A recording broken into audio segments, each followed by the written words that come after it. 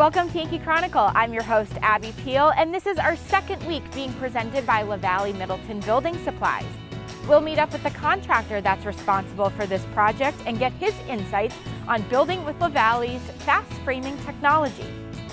Ashlee Rowley from the Lake Sunapee Region Chamber will introduce us to the Council on Aging and their Chapin Senior Center. Rick Moltz, the Vice President of the Warner Historical Society, will tell us why it's important for a community to document its past. And we'll close with Russell Moore, the coordinator of the New London's Walk Bike Initiative. But first, a few words from the other good businesses that make your Yankee Chronicle possible. Please stay with us.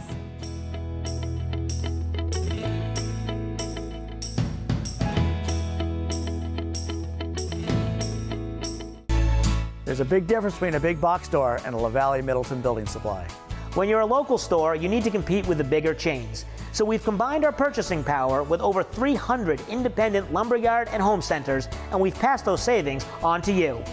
Our customers have grown up with our stores, and now their kids are shopping here with our kids. We have everything you need for any home improvement project you can think of. And the possibilities are endless. If we had a motto, it would be neighbors helping neighbors build a community. At H.R. Clough and Kearsarge Heating, we sell, install, tune, and repair heating and cooling systems and deliver your fuel oil and propane. But we're much more. Now is the time to protect yourself from the potential rising costs of fuel. The H.R. Clough Smart Pay Plan offers you the very best price. Call and talk to one of the expert staff about the right plan for you and your home. Call the H.R. Clough Company today. Over 4 generations of local ownership and dependable service. Simple solutions in a challenging world. Let Echo Communications make your life simpler. From the beginning, creating design through the commercial print process and ending with custom mailing, all easily coordinated in one place.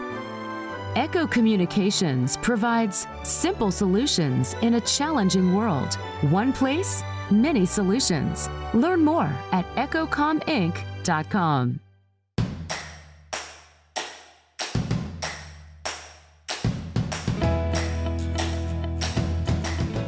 Welcome back to Yankee Chronicle. I'm your host, Abby Peel, and we're coming to you from a project site here on Mascoma Lake in Enfield. And I'm now joined by Justin Newell, who's the contractor of this project. Hi, Justin. How are you? Thanks for being here and letting us see all your work. Yeah. This is fantastic. So tell us a little bit about your company, because you don't directly work with LaValley's. You're the contractor of this job. Yeah, so we're just a small company. We're small potatoes, as we say. Just me and a couple of guys, and we do home projects from what you see behind us to much smaller things, bathroom, kitchen renovations, that kind of thing. So. Amazing. And what's the name of your company? We're Llewellyn Carpentry. Llewellyn Carpentry. Yep. And how's your relationship with LaValley's? How does that come to be? So we started with LaValley's a lot of years ago. They're convenient. They are able to take care of anything that we need them to. So from a logistics point of view, it's great to coordinate with them, and it's a good relationship. That's wonderful, and I'm sure knowing that LaValley's has some resources for you is also a big help. Without question. Yeah, definitely. So let's talk about some of the advantages of the panelized process. Have you always used the panelized process when building with LaValley's, or do you do stick build as well? So originally, this is many years ago, 10, 15 years ago, all we did was stick built. Okay. And it was presented to us on a project as being a good way to do it.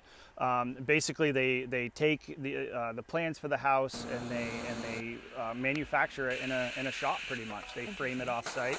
And then it comes on a truck, and you set the panels with a crane. Huh. So at first I was a little skeptical, because it takes away a lot of the on-site changes that you can make. Sure. If you need to adjust things or whatever. So I was a little nervous about it at first, but we did our first house with it, and it was great. Again, we have a small crew, so Sure. framing can be a challenge. Definitely. As far as when you get into setting trusses or standing up walls, there's a lot of things that can really stress a small crew as Sure. far as manpower, but it went wonderfully, and if we have the opportunity to do it that way, to do it panelized. We've been doing it ever since. So this is a panelized build behind us. So in this particular project, the walls were not panelized because of site constraints. Okay. The floor system was all pre-cut though, so basically they all come, you know, numbered and lettered as to where everything goes. You get your blueprints, and it, you know, it's like putting together a big puzzle. Yeah, I was gonna say like a Lego, like, but just in a massive build. Exactly. Yeah. Yep, yep. And it must be pretty impressive to watch it kind of show up, and then all of a sudden you go from not a lot here to, in I'm sure a little bit of time, there's a structure. Yeah. So the place right across the road, actually, we did that all panelized. Okay. So in the course of 3 or 4 days, you know, you go from just a concrete foundation to, you know, you got trusses set and you're sheathing the roof. So it's a lot that happens in just a few days. Interesting. Yeah. And has it made you have to learn a new way of carpentry and building? Yes, but most of that's just with putting the pieces together. Sure. You know, when you get, you know, all the parts and you gotta kind of figure out the numbers and stuff. You know, that took a little bit of getting used to, but it really, you know, once you do it, you know, once or twice, it's really pretty easy. And is this something you think you'll stick with doing, or are you looking to go back and forth, or depending on project? Yeah, so I think it's very project dependent. Like I said, in this instance, we weren't able to panelize the walls because we couldn't get a crane close enough. But if that's, you know, if the project allows it, it will definitely be something we do. And does it mean you can do more, take on more projects in a year of work? Yeah, it's nice because, you know, they'll come and they'll measure the concrete, but we can be off doing other projects while the walls are getting made, you know. So it takes that whole stretch of time that we would be on site. It really takes that right away. It lets us focus on other things, and then, you know, when the walls are ready, we come back and we set them, and then we're good to go. And if someone wanted to get in touch with you, learn more about your services, how do they do so? Give us a call. I have email and phone number, and you can by all means reach out and we can see what you got going on. Perfect. Well, Justin, it's really nice to meet you and be able to see this project. I know you're getting close to the finish line, so that must be exciting for you. It is exciting, yeah. Well, wonderful. Thank you for talking with us. Thank you. When we return, Ashlee Rowley will introduce us to Kelly Keith at the Chapin Senior Center on this week's North Cape Design Build Lake Sunapee Region Chamber member feature. But first, these words from some of the good folks that make our show possible.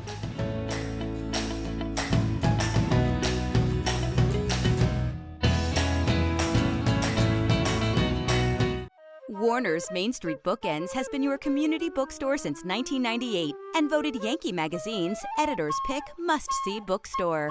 Bookends is a full-service store offering a huge selection of current fiction and nonfiction with children's book selection, toys, and games. Bookends has a huge card selection for all occasions, along with Main Street Marketplace and Gallery in the attached barn. 100% solar, Main Street Bookends of Warner is building your community one book at a time. There's a big difference between a big box store and a LaValley Middleton building supply. When you're a local store, you need to compete with the bigger chains. So we've combined our purchasing power with over 300 independent lumberyard and home centers, and we've passed those savings on to you. Our customers have grown up with our stores, and now their kids are shopping here with our kids. We have everything you need for any home improvement project you can think of. And the possibilities are endless. If we had a motto, it would be neighbors helping neighbors build a community. At H.R. Clough and Kearsarge Heating, we sell, install, tune, and repair heating and cooling systems and deliver your fuel oil and propane. But we're much more. With more frequent major weather events, don't say again, I should have installed a generator. H.R. Clough provides the best home generator systems available from Generac. Our highly trained personnel provide you a complete turnkey installation. For a free estimate, call the H.R. Clough Company today. Over 4 generations of local ownership and dependable service.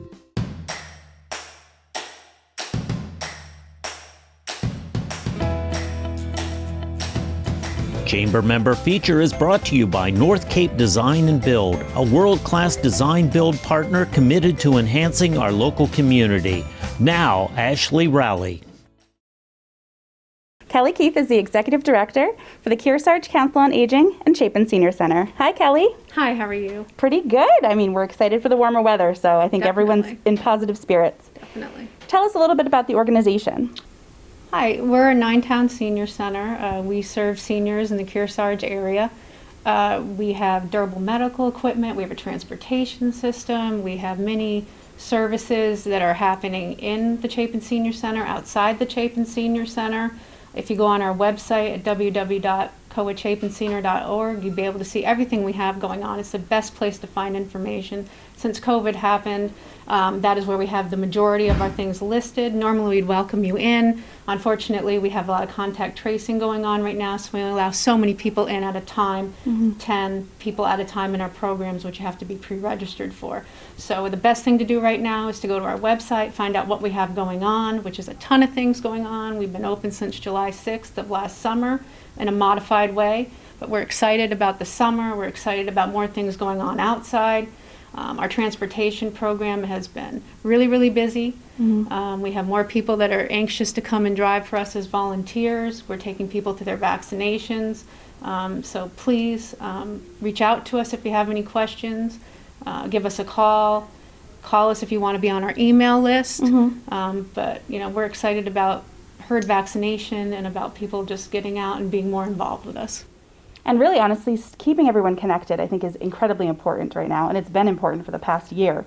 Has that been a positive thing that everyone here has kind of really made their goal, is to keep our senior population connected? We've been trying to do that since the beginning of the pandemic. When we closed down, which was only from March 13th through till July, we were here and in the building 2 days a week and online with all of our members or anyone that reached out with us. We had a program that was called Alone We Stay Together. Oh, okay. And we emailed people, we asked them to get back to us. All of our members who come in here on a regular basis were in touch with one another. And we worked with the partner agencies around here to let us know if someone needs something. We'll try to do what we can. So even during the beginning of the pandemic, we tried really hard to connect with people who were feeling socially isolated. Right. And we continue to do that because we have people who are very anxious to be here and other people are still afraid. Right, exactly. So we're still doing that. There's definitely a variety of people out there, but keeping that connection and having that organization to call, if you have any questions or if you wanted to, maybe sign up for one of your programs. I think those are things that definitely seniors are looking forward to doing, especially as we're getting to the warmer weather. So what's something that you're focusing on now? Are you looking for volunteers? Are you looking for more members? What is your goal right now? We're definitely looking for volunteers. We've sent out emails to all of our volunteers that were here prior to COVID to see if they're interested in coming back. We have a variety of responses. It is still early on. At this point, we are not changing any of our procedures to come in. I've reached out to New London Emergency Management, the people that I deal with New Hampshire Senior Centers. It is still too early to have people in the building volunteering because of the safety concerns with this vulnerable population. So at the moment, if you want to volunteer, please reach out to us and we will keep you up to date when we feel that it's safe to have people in the building volunteering. But we are looking for volunteer drivers now. If you want to volunteer drive or you want to do a program outside, we'd be more than happy to have you now. As far as being a desk volunteer, that is on hold till we feel like we can have people in here when we reach herd immunity or when local leaders tell us it's a safer time to do that. Right. Transportation is such an issue.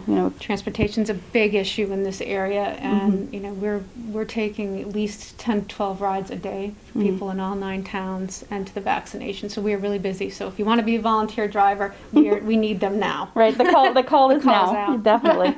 Wonderful. Well, thank you so much for giving us kind of the inside scoop. We're very excited about the summer season and getting to that place where everyone's a little more comfortable getting out into the community.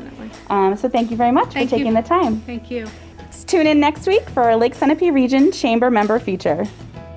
Thank you, ladies, and thank you to the Chapin Senior Center for providing activities for our local seniors. When we return, Brick Moltz, the Vice President of the Warner Historical Society, will tell us about their project to update their history and why it's so important for a community to preserve its past. Please stay with us.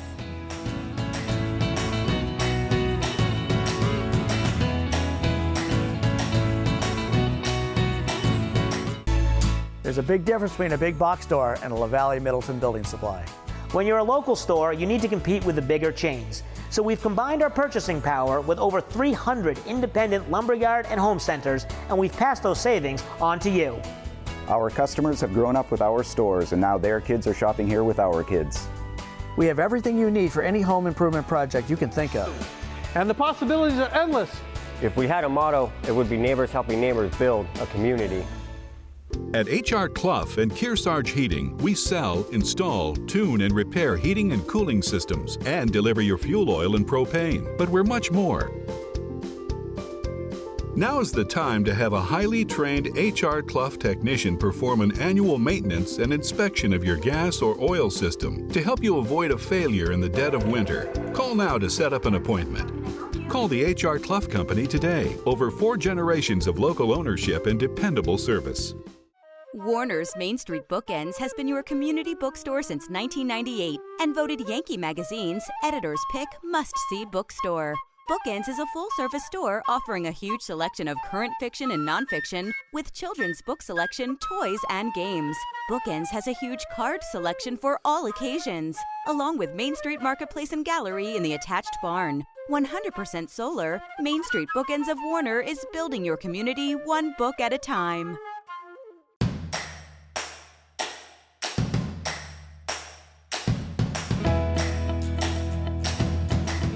Welcome back to your Yankee Chronicle. I'm Abby Peel. Let's now join Brick Moltz of the Warner Historical Society. Hi, Brick.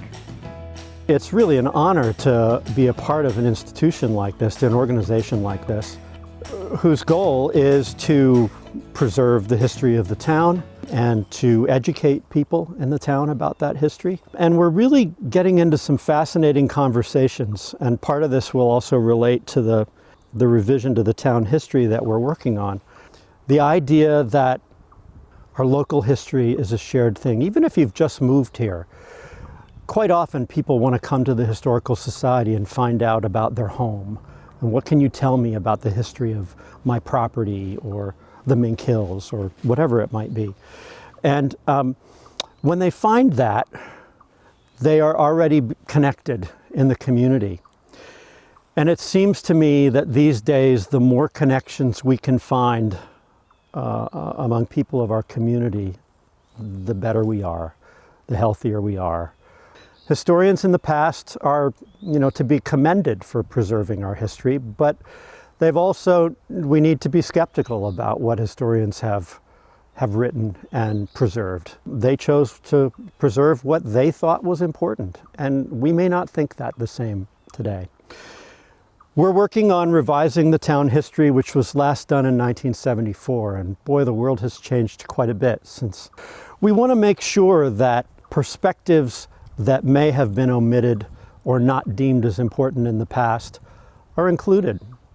It's our hope that people in Warner and elsewhere, but people in Warner, when they read our history, can find themselves in it. Women are not in much of the history in the past, yet women have done much to create the community of Warner, and especially in the last 50 years, but certainly in the time before that. So we want to include that. And the way we get about that is sometimes more challenging.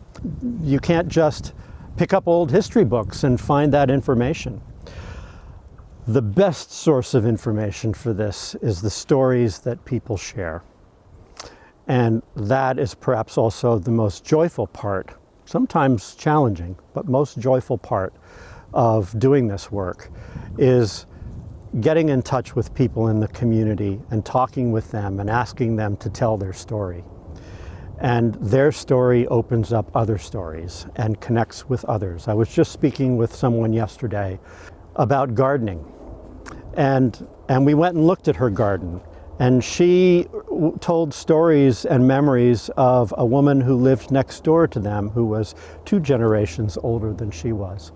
Even gardens are a connection between people, and the stories that we can learn from each other are important. It's one of the reasons our community conversations are so important, because yes, we want to present interesting stuff, but we also want people to tell their own stories about those topics, whether it's Interstate 89's impact or whether it's women's health or whatever we may be looking at. And as we tell these stories and share these stories, we are sharing with one another, and at the same time, we're researching. So in trying to preserve stories, I would start with your family. I recorded an interview yesterday on my iPhone using voice memo. I mean, it's a simple thing. Turn it on, set it, and forget it. Doing that with Granny and having her tell you about what it was like during World War II. Then later to be able to hear that voice, that's really powerful. But also to share those things with your family. don't wait for people to die to realize that you missed an opportunity to really learn more about yourself and your family. Historical societies are an important place to be in touch and to connect with. We want to help that. There's people that can do research for you, can teach you how to do research about your family or about your home or about your community. Obviously you can do genealogy, there's lots of programs to do that, but all of them give you tools to be able to record and find information. The idea of capturing stories that the Historical Society is doing is about preserving, but it's also about connecting. And so I don't want to lose sight of how important it is to share what it is that you've found. History is always being made, so the work of our historical societies never ends. Thank you, Brick, for all you do and the other volunteers do to keep the town's history up to date. When we return, Russell Moore of the Walk Bike Initiative will tell us about their endeavors. Now let's highlight a few of the community-minded businesses that support your Yankee Chronicle.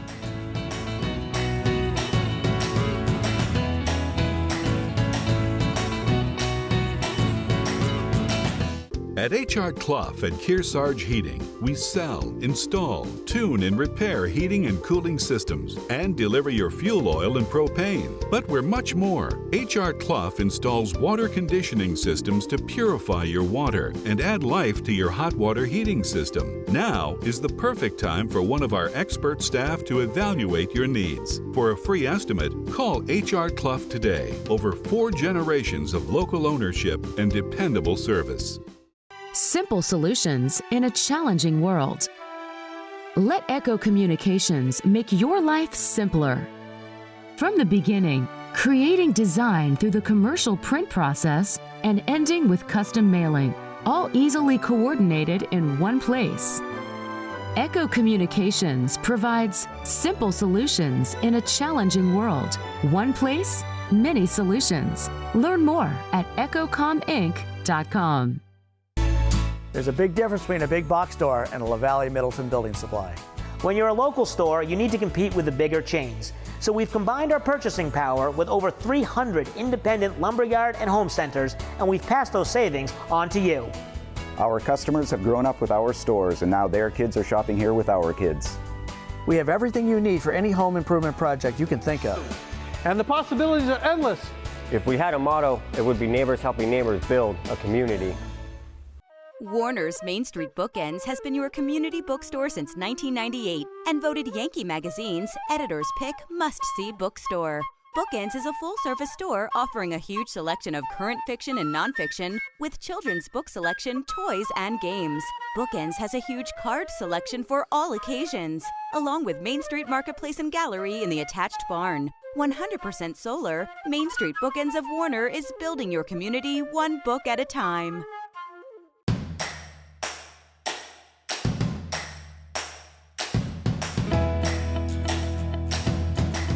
I'm Abby Peel, the host of your Yankee Chronicle. A group of New London residents wants to make walking and biking more the norm. Let's hear about their efforts. Hi, Russ. Well, I moved here about 1.5 years ago from southwestern Connecticut. I'm an avid cyclist, and this is a beautiful area, New London and the area surrounding New London. But one of the things that I discovered is that it's very challenging to bike in this vicinity because of narrow roads, windy roads. And so I started a dialogue with some local residents about how we might be able to improve biking and walk safety. I spoke to town officials, I spoke to members of the New London Police Department, healthcare professionals, and other residents. And they were also very keenly interested in improving pedestrian and bike safety in the region. And those discussions basically evolved into the New London Bike Walk Coalition. We first worked on a couple initiatives that were fairly easy to accomplish. And one of those was to secure and install 11 share the road signs to alert motorists to the fact that there are people walking and biking on specific routes, and basically to alert them to use caution in passing people engaged in active transportation. With the pandemic, there have been many more people involved in walking and biking in our community. And motorists are not always cognizant of or vigilant about passing people who are using part of the road. Well, we're going to be working on a couple of initiatives locally. We worked with the New London Police Department to help them secure mountain bikes for patrolling. And we're going to be working with the New London Police Department on a couple other initiatives, including a walk to school, bike to school safety day.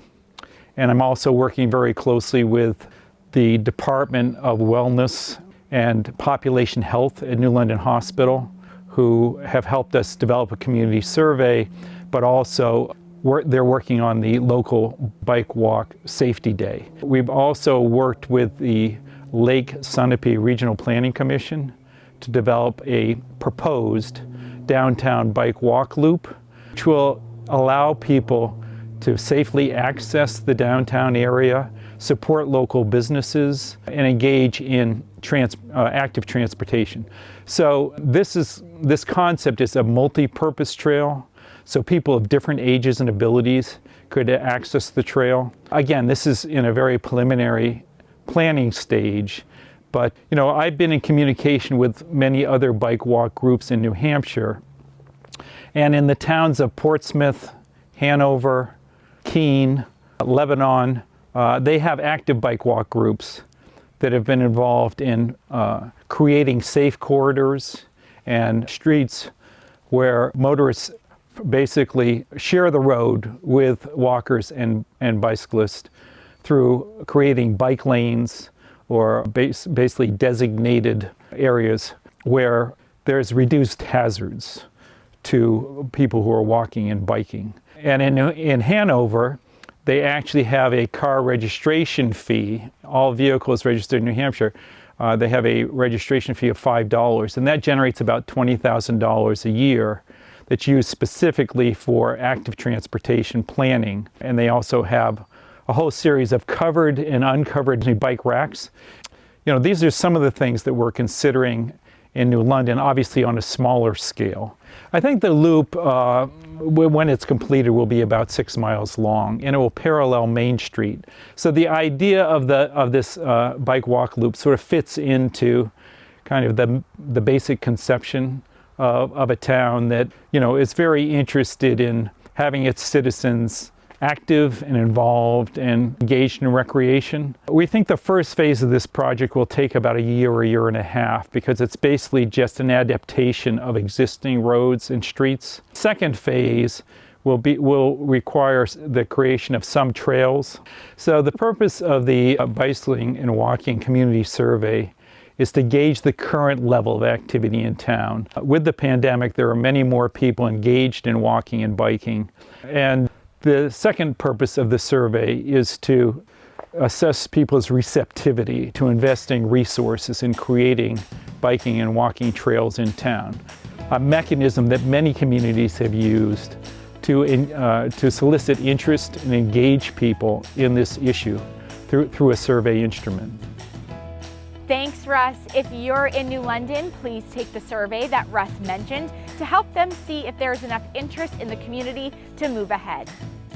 Moving ahead, next week we'll be coming to you from the very popular Refinery Restaurant and Market in Andover.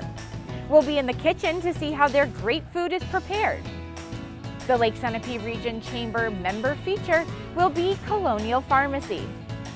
And we'll close with Pete Dixon, the homeowner who has graciously hosted this LaValley's Yankee Chronicle. Don't miss our Game of the Week, Great Saves from the Past. This week, YCN will feature a 2018 girls basketball game between Hopkinton and Newport. All our games replay at 12 noon and 5 p.m. on Sundays and Mondays on WYCX. Check out other outside television programs of original shows featuring the most exciting extreme sports, from rock climbing, biking, water sports, and of course skiing. I'm Abby Peel. Join us next week at the same time for another edition of Yankee Chronicle. Stay safe, everyone.